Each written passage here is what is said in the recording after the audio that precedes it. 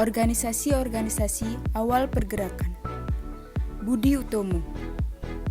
Pada awal abad ke-20, sudah banyak mahasiswa di kota-kota besar, terutama di Pulau Jawa. Sekolah kedokteran bernama Stovia terdapat di Jakarta. Pada tanggal 20 Mei 1908, sebuah organisasi bernama Budi Utomo dibentuk di Jakarta.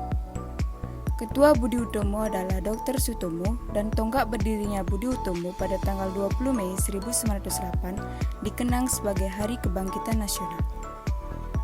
Tokoh lain pendiri Budi Utomo adalah Gunawan, Cipto Mangunkusumo, dan R.D. Aryo Tirtokusumo.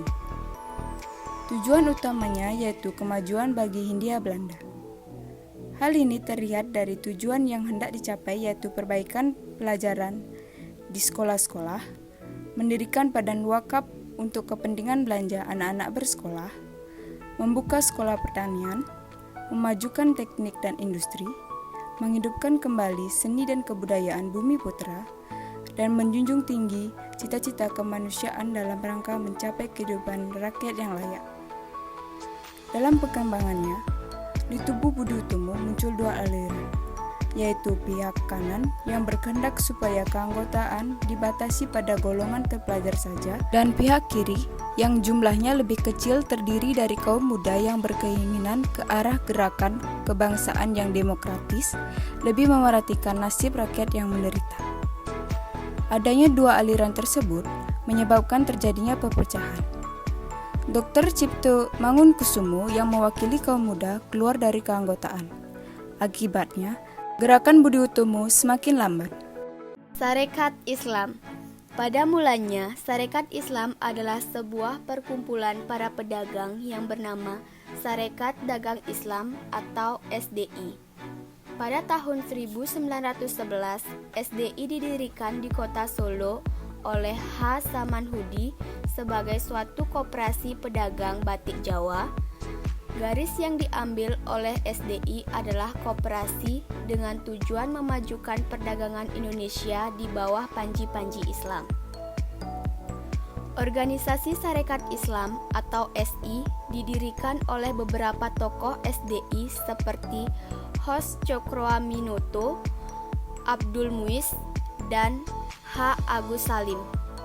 Sarekat Islam berkembang pesat karena bermotivasi agama Islam. Latar belakang ekonomi berdirinya Sarekat Islam adalah 1. Perlawanan terhadap para pedagang perantara oleh orang Cina. 2. Syarat pada umat Islam bahwa telah tiba waktunya untuk memajukan kekuatannya. 3. Membuat front melawan sebuah penghinaan terhadap rakyat Bumi Putra. Tujuan yang ingin dicapai sesuai dengan anggaran dasarnya adalah 1. Mengembangkan jiwa berdagang. 2. Memberikan bantuan kepada anggotanya yang mengalami kesukaran. 3. Memajukan pengajaran dan semua yang mempercepat naiknya. Pada tanggal 29 Maret 1913, para pemimpin SI mengadakan pertemuan dengan Gubernur Jenderal Hindenburg untuk memperjuangkan SI berbadan hukum. Jawaban dari Hindenburg pada tanggal 29 Maret 1913 yaitu SI di bawah pemimpinan Hos Cokroaminoto tidak diberi badan hukum. Ironisnya, yang mendapatkan pengakuan pemerintah kolonial Belanda, Gubernur Jenderal Hindenburg, justru cabang-cabang SI yang ada di daerah. Ini suatu taktik pemerintah kolonial Belanda dalam memecah belah persatuan SI. Bayangan perpecahan muncul dari pandangan perbedaan antara Hos Cokroaminoto dengan Semaun mengenal kapitalisme. Akhirnya, SI pecah menjadi dua, yaitu SI Putih dan SI Merah. SI Putih yang ditetap berlandas nasionalisme dan Islam dipimpin oleh Hos Cokroaminoto, H. Agus Salim, dan Suryo Pranoto yang berpusat di Yogyakarta. Si Merah yang berhaluan sosialisme kiri komunis dipimpin oleh Semaun yang berpusat di Semarang. Dalam kongresnya di Madiun, SI Putih berganti nama menjadi Partai Sarekat Islam atau PSI. Kemudian pada tahun 1927 berubah lagi menjadi Partai Sarekat Islam Indonesia atau PSII. Sementara itu, SI Sosialis atau Komunis berganti nama menjadi Serikat Rakyat atau SR yang merupakan pendukung kuat Partai Komunis Indonesia atau PKI. Indis Partits adalah partai politik pertama di Indonesia. Menunjukkan para pendiri Indis Partits yang terkenal dengan sebutan 3 serangkai EFE Dawes Dekker atau Danudirjo Setiabudi, RM Suwardi Suryaningrat, Dr. Cipto Mangunkusumo. Indis Partits dideklarasikan tanggal 25 Desember 1912.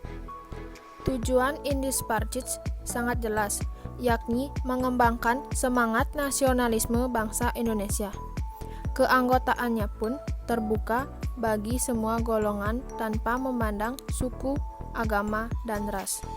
Pada tahun 1913, terdapat persiapan pelaksanaan perayaan 100 tahun pembebasan Belanda dari kekuasaan Perancis. Belanda meminta rakyat Indonesia untuk turut memperingati hari tersebut. Para tokoh Indis Partits menentang rencana tersebut. Suwardi Suryaningrat menulis artikel yang dimuat dalam harian The Express dengan judul ALS EKEEN Nederlander was atau Seandainya Aku Orang Belanda. Suwardi mengecam Belanda. Bagaimana mungkin bangsa terjajah disuruh merayakan kemerdekaan penjajah? Pemerintahan Belanda marah dengan sikap para tokoh Indis Partits. Akhirnya, para tokoh Indis Partits ditangkap dan dibuang ke Belanda.